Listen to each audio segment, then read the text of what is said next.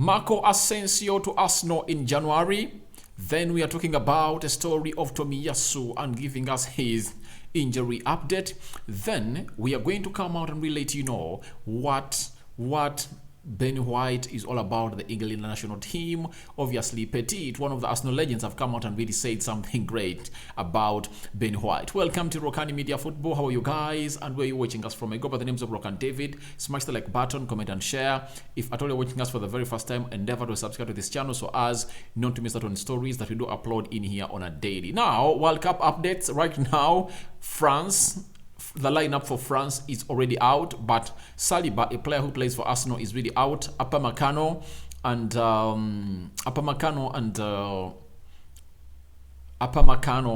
Konate of Liverpool have started the central defense. Varane is on the bench, and obviously Olivier Giroud is leading the line. In the game that really kickstarted off today, it was between Argentina and Saudi Arabia, where Argentina shocked Saudi Arabia shocked Argentina by beating them by 2-1. The next game drew 0-0. Tunisia versus Denmark. Tunisia keeping its first clean sheet in the World Cup ever. Then the recently concluded game is a 0-0 draw that has gone ahead to happen between Poland and Mexico. A result that is really giving Argentina a very good calculation to get back into this group. Meaning that in this group, a person might even go through when he's having 4 points.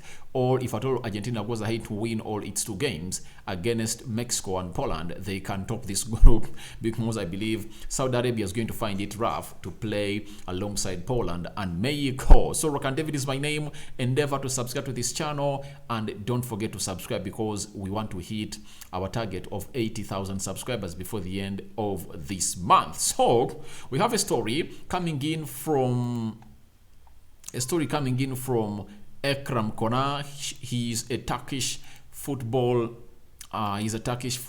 expert, especially transfer expert. He was the first to let us know about this deal of Marco Asensio. That Marco Asensio's contract with Real Madrid ends in the summer. With the decision on his future set to be made after the World Cup, Arsenal are one of a number of clubs interested. So this is the main reason as to why this deal is going to happen, or this deal might happen, or Arsenal is taking interest in a player who goes by the names of Marco Asensio. Remember, Marco Asensio is left with after the World Cup, he left with just 6 months on his contract, meaning that in January, he can go on the cheap from Real Madrid, and I believe Real Madrid are not willing to offer him the amount of money that he wants to see to it that he really signs out of this club, which goes by the names of Real Madrid. Now, later, we've been told by another source coming in from Spain about Marco Asensio. It's known as feature sentience. It's called features. They've told us that Arsenal are reportedly interested in Marco Asensio. The 26-year-old is out of contract at Real Madrid in June and has not come to terms on a new deal. He could leave in January if his future isn't decided.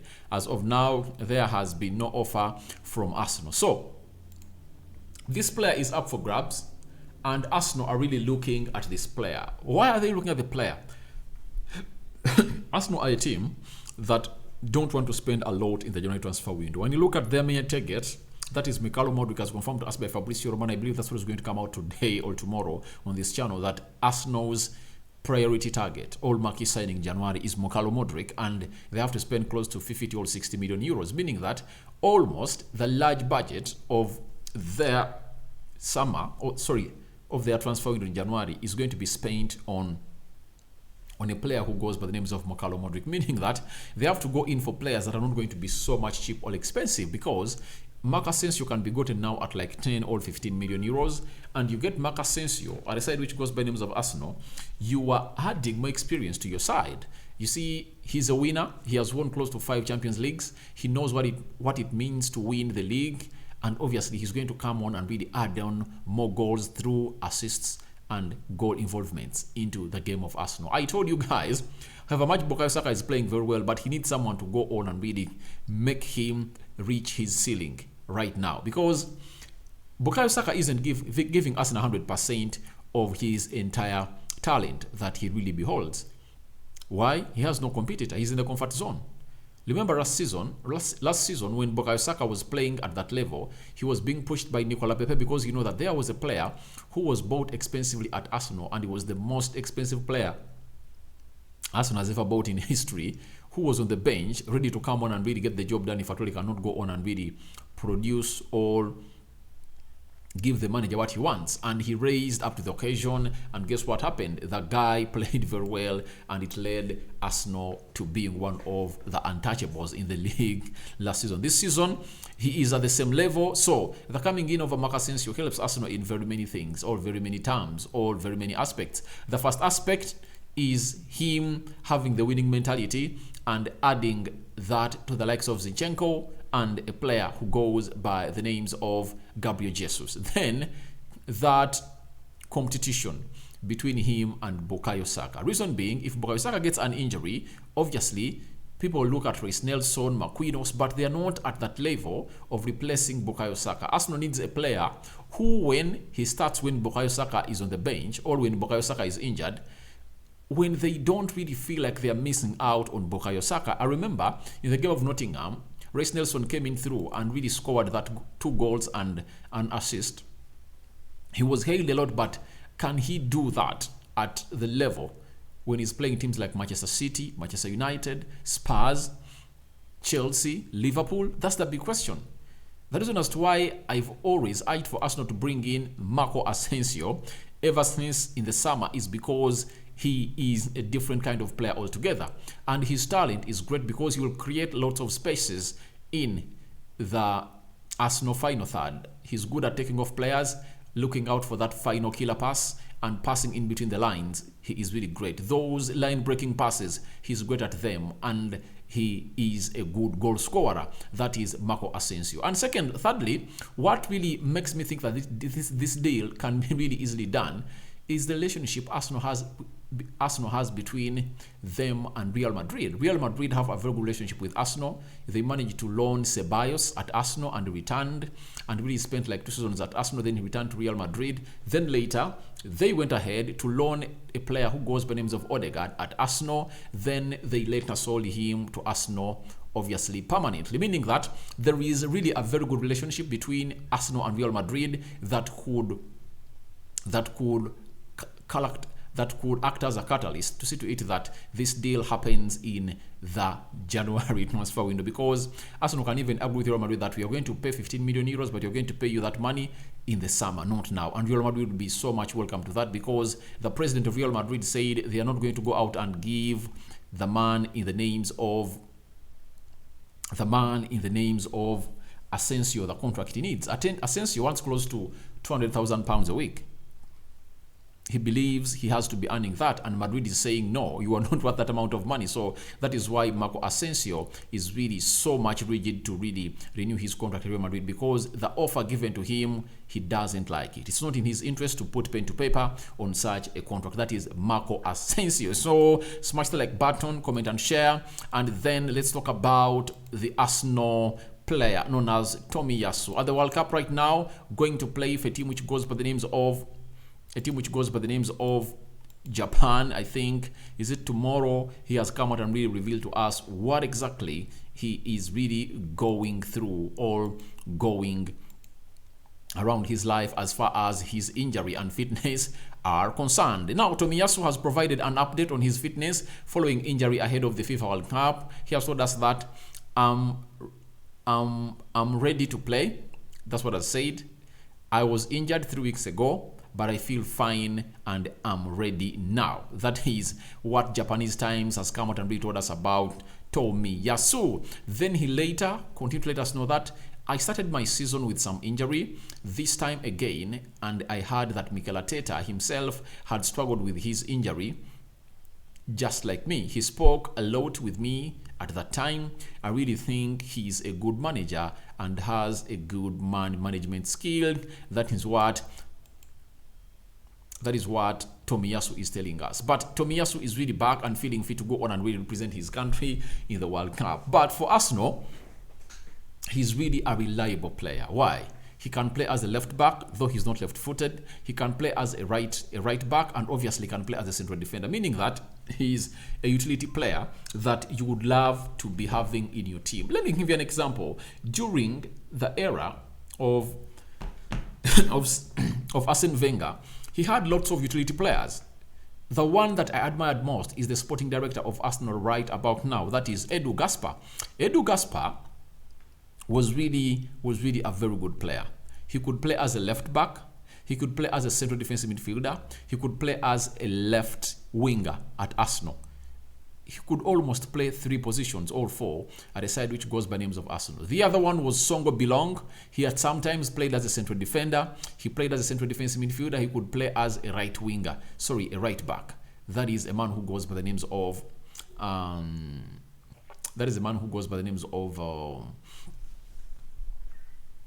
That's the man who goes by the names of Song Bilong. And that team of the Invisibles was so much helped by the versatility of Edu, because some games he played in the midfield, some games he played as the left back, he played as a right winger, he played as a left winger, he could play as a central attack midfielder.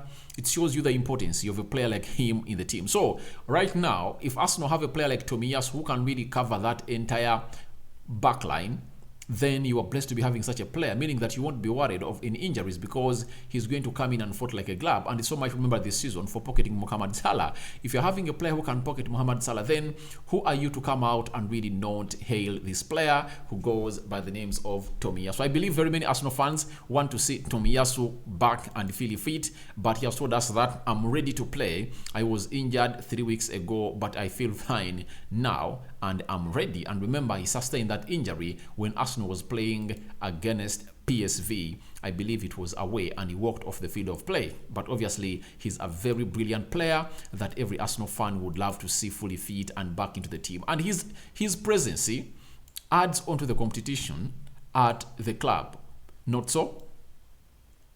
That's what I will believe, that the presence of this guy at Arsenal really adds more of the competition. And I believe, you know what competition brings. Arsenal is where it is because the competition is immense for positions and to convince the manager. Now, let's leave that at that, and let's get to the World Cup and talk about Ben White.